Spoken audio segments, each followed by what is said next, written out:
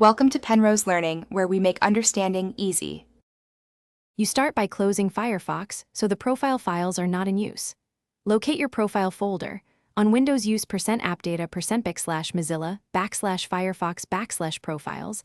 On Mac OS ~library/application support /firefox/profiles. Once done, enable viewing hidden files and identify any places.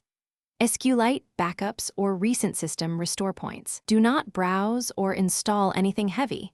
Every write risks overwriting deleted data. Make sure to have an external drive ready to save recovered files. Now recover the database file that stores history. Places. SQLite.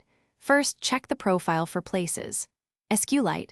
Back or files ending with WAL or journal, copy them to your external drive and rename to places. SQLite as needed.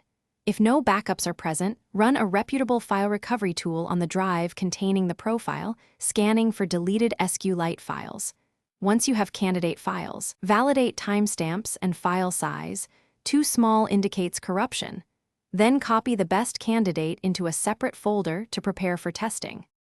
With a recovered places, SQLite ready, back up the current profile folder to another external location. Replace the existing places.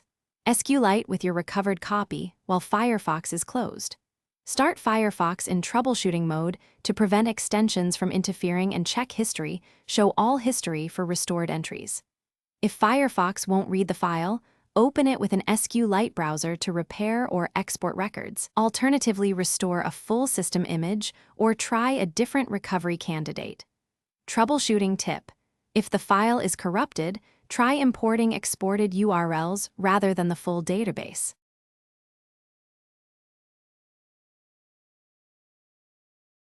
Thanks for watching. If this was helpful, leave a like and consider subscribing. See you next time.